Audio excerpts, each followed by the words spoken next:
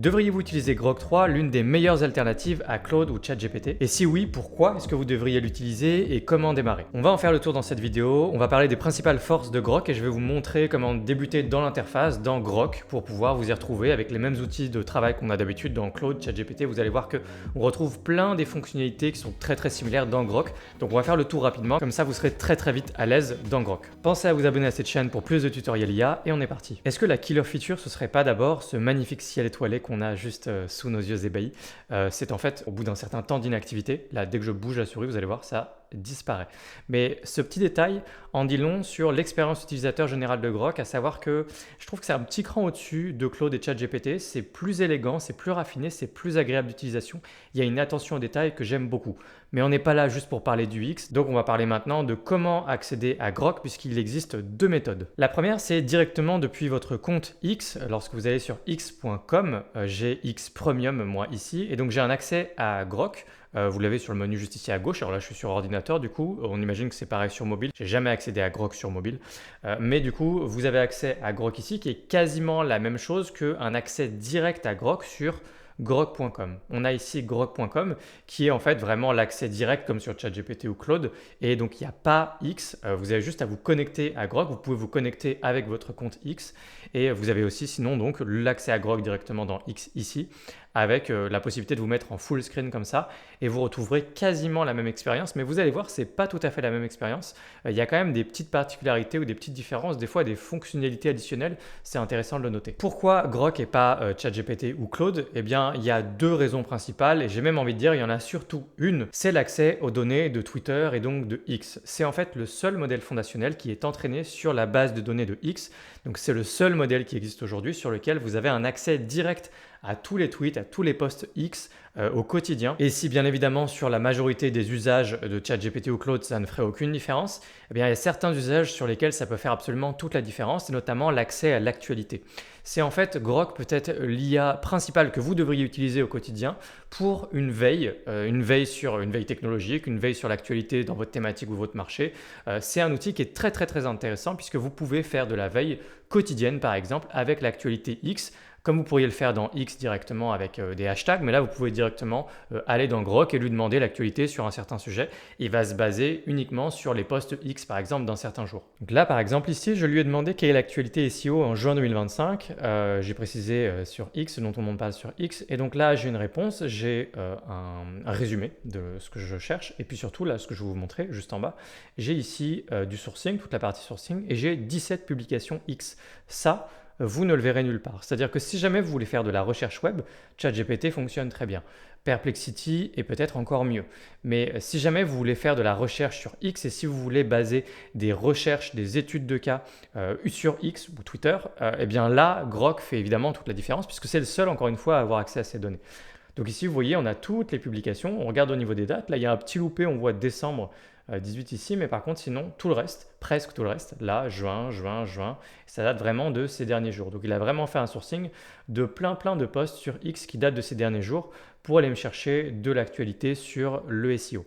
Donc, dans vos scénarios d'automatisation sur N8N ou sur Make par exemple, vous allez peut-être utiliser Grok plus que d'autres IA, simplement pour l'accès à X qui est exclusif. Ça va être très complémentaire d'utiliser Grok à d'autres IA pour pouvoir faire de la veille automatisée sur Grok tous les jours et de faire un récap d'actualités sur Reddit, sur X, sur le web, etc. L'autre raison pour laquelle vous devriez peut-être plutôt utiliser Grok, ça va être son côté beaucoup plus permissif. C'était assez flagrant il y a quelques mois lorsque j'ai fait une expérience sur ChatGPT, que je lui ai donné une photo de moi et que je lui ai demandé mon taux de masse grasse. Et ChatGPT m'a refusé une réponse parce qu'il jugeait que c'était un sujet sensible d'évaluer mon taux de masse grasse à partir d'une photo. Aujourd'hui, j'ai fait le test sur Grok et j'ai eu aucun problème à avoir une évaluation de mon taux de masse grasse à partir d'une photo de moi. Vous me pardonnerez de ne pas vous montrer du coup l'expérience. Par contre, je l'ai aussi refait sur ChatGPT et cette fois, il a accepté de me répondre. Donc malheureusement, je n'ai pas pu reproduire cette expérience pour vous montrer la différence Grok-ChatGPT, mais de manière générale, sachez que Grok est beaucoup plus permissif et beaucoup plus sans filtre, disons, à l'image évidemment de son fondateur Elon Musk. Bon, on va faire le tour de l'interface juste pour que vous ayez un petit peu vos repères, que vous sachiez comment ça s'utilise si jamais vous voulez utiliser Grok justement au quotidien. Vous allez voir que c'est un peu différent de ChatGPT ou de Claude. Donc on a bien l'interface pour pouvoir prompter au milieu, mais on n'a plus la colonne latérale à gauche avec toutes nos conversations. Ça se présente différemment dans Grok puisque vous avez un historique en haut à droite sur lequel vous pouvez cliquer et ça va s'ouvrir sous forme de pop-up. Donc là, on voit que j'ai fait différents tests de plein de choses et toutes mes conversations sont juste ici. J'ai juste à passer la souris au survol pour voir le contenu des conversations, rien de plus. Et ensuite, on a des outils similaires à ce qu'on trouve ailleurs, c'est-à-dire on peut s'organiser, renommer nos conversations, les supprimer. Je peux faire une recherche juste ici en haut de mes anciennes conversations. J'ai également des fonctionnalités de chat privé, c'est l'équivalent des chats éphémères dans ChatGPT, c'est-à-dire que ce chat-là, cette conversation-là ne sera pas enregistrée, ne sera pas utilisée pour réentraîner leur modèle. C'est un mode incognito en quelque sorte, donc vous pouvez cliquer sur le petit fantôme. Et puis, comme d'habitude, dans une conversation, vous pouvez partager une conversation. J'ai juste ici copié le lien de partage si vous voulez l'envoyer à quelqu'un, notamment pour travailler à plusieurs. On peut faire un détour par quelques réglages au niveau du compte, ça peut être intéressant de le noter. Bien sûr, déjà dans apparence, on peut passer d'un mode sombre à un mode clair, etc. Vous vous rappelez du ciel étoilé que je vous ai montré au début de la vidéo, c'est disponible qu'en mode nuit. Si vous vous mettez en mode clair, Grok ressemble à ça et il n'y a pas de ciel étoilé, ce qui fait évidemment toute la différence. Donc c'est très important de vous le dire. Hop, je remets en mode sombre. Et puis donc vous pourrez faire le tour de différents réglages qu'on trouve. Moi je voulais juste m'attarder rapidement sur personnaliser et vous dire que vous aviez la possibilité de mettre des custom instructions juste ici, c'est-à-dire préciser le ton sur lequel Grok va vous répondre. Est-ce que vous voulez en général des réponses plus formelles, des réponses plus longues, plus pédagogiques, des réponses plus concises qui vont à l'essentiel, etc. Il y a quelques pré-réglages qui sont ici et qui sont ensuite valables pour toutes les conversations dans votre compte. Et si vous cliquez sur Custom, vous pouvez mettre vos propres instructions. On peut faire maintenant le tour des quelques fonctionnalités qu'on trouve juste ici et qui ne sont pas forcément propres à Grok là aussi, mais ce qui va être intéressant, c'est d'avoir la sauce Grok en plus. Donc ici, on a le Deep Search et le Deeper Search juste ici. Alors, quelle est la différence entre les deux? C'est la même chose, à savoir un raisonnement poussé avec plus de sources, c'est-à-dire que Grok va prendre plus de temps, de longues secondes, voire même de longues minutes pour faire des recherches par rapport au prompt que vous lui avez donné. Donc, il va y avoir vraiment plein d'étapes de raisonnement, il va y avoir plein de sources, des dizaines de sources, des minutes et des minutes de raisonnement pour fournir une réponse qui est vraiment plus travaillée, plus approfondie, un peu plus en mode cabinet de conseil McKinsey, vous voyez. C'est ce qu'on trouve finalement dans le Deep Search ou Deep Research, je crois, de ChatGPT, je ne sais plus comment ça s'appelle, mais c'est la même chose. Et donc ici, ça s'appelle Deep Search ou Deeper Search. Et Deeper Search, c'est tout simplement la version plus de Deep Search, c'est-à-dire qu'on a encore plus de temps de réflexion et encore plus de sources. C'est littéralement la même chose, mais plus poussé. Du coup, j'ai testé Deeper Search, vraiment la version la plus poussée, sur ce prompt-là. Je vais demander d'analyser les sentiments autour d'une marque, Ciao Kombucha, à partir du hashtag Ciao Kombucha. C'est-à-dire que là, on a donc un produit qui est nouveau sur le marché, qui a été lancé par le youtubeur Squeezie, et il a lancé sa marque de kombucha, la boisson. Et moi, je veux profiter de l'accès à X ici via Grok pour pouvoir aller récupérer un maximum de sources, un maximum de données pour apprendre un petit peu la température et voir si le marché a réagi plutôt positivement, négativement à la réception du produit. Et qu'est-ce qu'il en ressort de manière générale. Donc, je lui ai demandé à partir des 200 derniers posts, j'ai tenté, j'ai poussé un petit peu.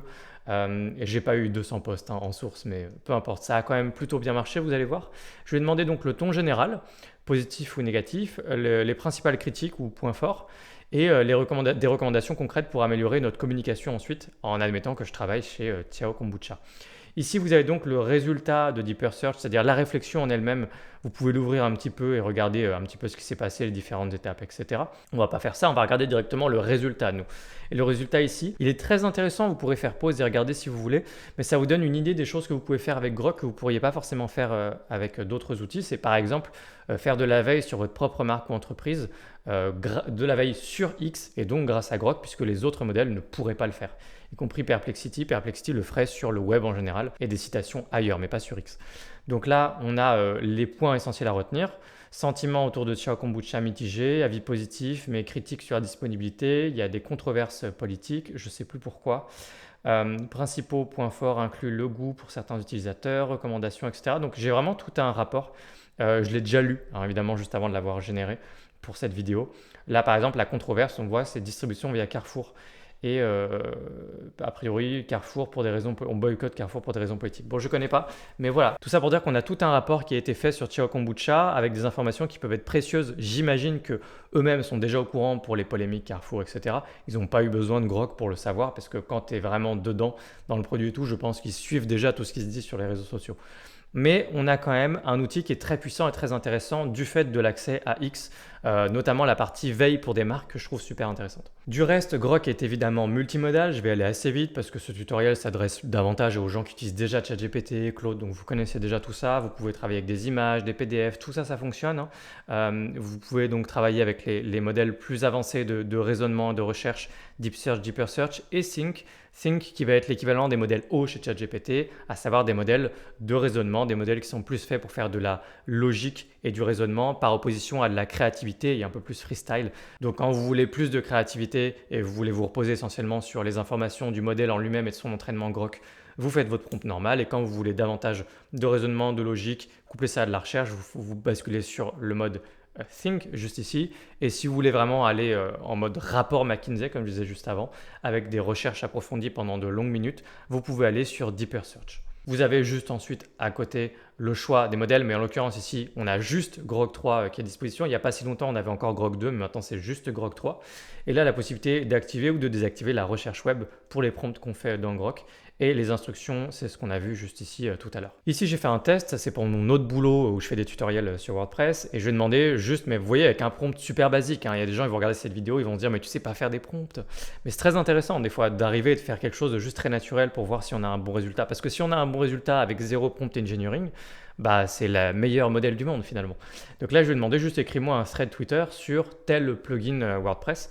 Le but étant juste de réaliser si oui ou non Grok est un meilleur outil que les autres modèles d'IA pour faire du contenu sur X, puisque Grok est le seul modèle qui est entraîné sur les données de X.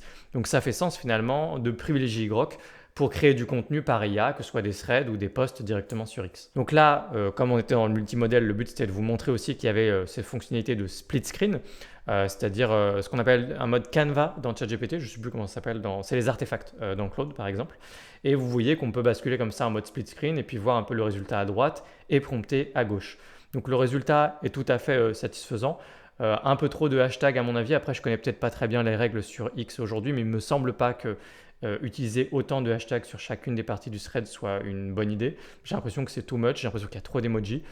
Mais ça après, c'est du prompting. Enfin, je veux dire, c'est à moi aussi de faire un meilleur prompt, c'est ce que je disais, c'est ce que je ne disais pas du coup il y a 30 secondes. Mais en l'occurrence, on peut faire mieux ici et on aura mieux là. Dans tous les cas, moi je trouve, vous pourrez faire pause et le lire. Je trouve que le thread est très bien écrit. Moi personnellement, j'ai l'impression que je pourrais quasiment déjà l'utiliser tel quel. Je changerais vraiment 5% de ce qui est écrit, j'enlèverais peut-être les hashtags. Et je pense que je pourrais déjà l'utiliser.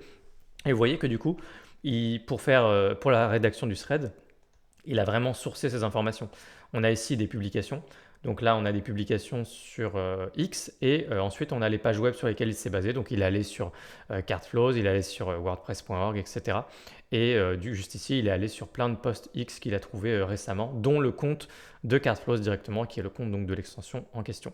Donc voilà, on a un vrai sourcing de l'information et derrière une rédaction par Grok directement, qui est encore une fois la seule IA entraînée sur les données de X. Donc, Grok à privilégier si vous voulez rédiger du contenu par IA sur X Twitter. Je sais, c'est très chiant de dire à chaque fois X et Twitter, mais personne n'a envie de dire X, hein, soyons honnêtes, c'est juste chiant. On a envie de dire Twitter, donc je pense qu'il y aura encore de la résistance ces 10 prochaines années. Dernière chose que je voulais vous montrer, c'est les différences qu'on trouve entre grok.com et l'utilisation de Grok dans X. Vous allez voir qu'il y a quelques réglages différents et ça peut faire toute la différence dans votre usage de Grok. Ça peut vous intéresser. Déjà, vous vous mettez en full screen ici. On peut sélectionner le bon modèle là, donc on imagine Grok 4, etc. plus tard. Et ici, on a déjà l'historique d'une part. Et donc là, vous voyez que c'est organisé différemment et j'ai une petite préférence pour la manière dont l'historique est organisé ici par rapport à grok.com. Donc on a les chats ici, les signés là avec toutes les conversations mises en favori et les images générées ici. Et ensuite là, on a des petits outils. Et au niveau des outils, en fait, on peut activer ou désactiver les outils de recherche qu'on veut. Donc, par exemple, là, je peux désactiver le web search, donc le sourcing sur le web et pas seulement sur X. Et ensuite, on a la recherche sur X, on a la recherche dans les médias sur X, les images, etc. Ou la recherche des tendances sur X. Et donc, par exemple, là, admettons que vous vouliez faire des recherches d'actualité, de veille ou d'informations, quelles qu'elles soient, pour rédiger du contenu sur X, pour faire de la veille ou autre chose. Vous pourriez aller directement sur X et vous avez ces outils en plus qui n'existent pas tels quels sur grok.com. Et donc, vous pourriez vous mettre uniquement sur X Search et Trend Search pour aller uniquement sur du sourcing de post X, ça peut être très intéressant. Et donc ça, je trouve que c'est un usage qui est assez différenciant par rapport aux autres outils, aux autres alternatives. Donc je voulais vous le montrer. Pour terminer sur la partie images, on peut bien évidemment générer des images, mais personne ne veut générer des images avec Grok, donc je ne vais pas forcément m'attarder dessus. J'ai fait un petit test rapide parce qu'il y a des outils qui sont bien pensés. Par exemple là, on n'est pas sur un outil qui est vraiment destiné à de l'image, contrairement à Midjourney, mais il y a quand même un mode ici, modifier l'image. Donc c'est intéressant, ça veut dire que vous pouvez glisser, déposer une image ici pour pouvoir la modifier par IA. Et donc j'ai fait un test, évidemment. Juste ici, je me suis ajouté un nez de clown. Alors dites-moi ce que vous en pensez. Est-ce que vous trouvez que le nez de clown est réussi?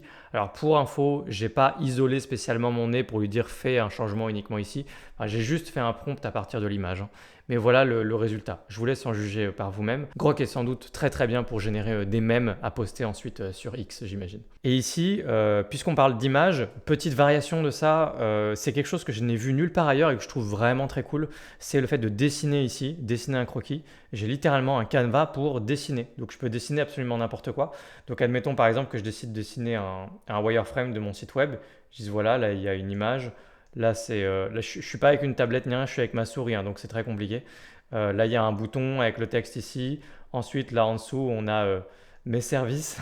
Vous voyez l'idée, Je pense que c'est quand même mieux avec un stylo, quelque chose d'un peu mieux fait. Mais en fait, si vous êtes vraiment au stylo avec une tablette ou quelque chose comme ça, je pense que ça peut être très cool. Et en fait, vous pouvez ensuite garder ça, terminer. Et là, je peux lui dire de transformer ce magnifique wireframe en page web. Voilà, c'est un peu à des fins de divertissement que je fais ce prompt, donc je ne vais pas le détailler davantage, mais vous avez compris l'idée, il faut faire mieux que ça. On va voir s'il arrive à transformer mon wireframe en page web. Mais oui, magnifique, c'est absolument mon wireframe. Bon voilà, il a fait preuve de beaucoup de créativité parce qu'il est parti en cacahuète totale. Mais qu'est-ce qui s'est passé? Bon, fin de l'expérience en ce qui concerne les images. Après, pour sa défense, évidemment, j'ai fait absolument n'importe quoi juste avant. À noter qu'il y a également des fonctionnalités d'espace de travail comme sur ChatGPT ou Claude. Vous pouvez ici créer un nouvel espace de travail et rejoindre un espace existant. Il va s'afficher juste ici. Donc là, par exemple, j'en ai un. Je peux prompter à l'intérieur de mon espace de travail. Le but étant de se créer tout un espace dans lequel on va avoir des instructions. Comme ça, on se crée un espace de travail dédié à telle compétence, à telle entreprise, tel projet, tel client, etc. Ou alors sur un certain ton, où vous faites un assistant pour virtuellement n'importe quoi. Donc vous avez juste à cliquer ici pour ajouter vos instructions personnalisées. Vous pouvez ensuite donner un maximum de contexte à cet espace de travail en ajoutant des pièces jointes. Ces pièces jointes viendront personnaliser les réponses et les connaissances pour cet espace de travail, pour vraiment vous créer un espace sur mesure, un assistant sur mesure. Et ensuite, vous avez toutes vos conversations. Vous pouvez prompter ici, vous retrouvez vos conversations juste ici. Bref, rien de très compliqué à utiliser. Mais je trouve vraiment globalement que Grok est un outil quand même assez agréable à utiliser, qui se démarque pas mal des autres outils sur le marché, notamment en termes du UX. Voilà, donc le but c'était de vous amener à faire vos premiers pas dans Grok pour savoir comment ça fonctionne, comment vous y retrouvez un petit peu, les fonctionnalités de base qu'on trouve sur Claude, ChatGPT, où est-ce qu'elles sont dans Grok, comment ça se présente, comment ça s'utilise, et puis surtout les différentes manières de pouvoir accéder à Grok via X ou via grok.com directement, ou les forces de Grok, à savoir le côté un petit peu sans filtre, et puis quelques outils additionnels qu'on ne trouverait pas forcément ailleurs qui sont très sympathiques, même si généralement indispensables, mais surtout le plus intéressant, l'accès à X pour la recherche, pour le sourcing, qui fait toute la différence pour Grok. J'espère que cette vidéo vous aura été utile, vous aura permis de découvrir Grok 3, et si vous avez des questions, n'hésitez pas à les poser dans l'espace commentaire. Et si vous n'êtes pas déjà abonné à cette chaîne, je vous invite vivement à vous abonner pour ne pas manquer les prochains tutoriels. Si après vous voulez apprendre à mieux utiliser Grok, les conseils sont les mêmes que pour toutes les autres IA, à savoir faire du prompt engineering, faire de meilleurs prompts, poser de meilleures questions. Et pour ça, j'ai une vidéo qui s'affiche maintenant à l'écran, et tous les conseils que vous voyez dans cette vidéo qui sont dans ChatGPT sont valables pour Grok. A tout de suite dans cette vidéo pour maîtriser l'art de faire des prompts parfaits dans des outils IA en 2025.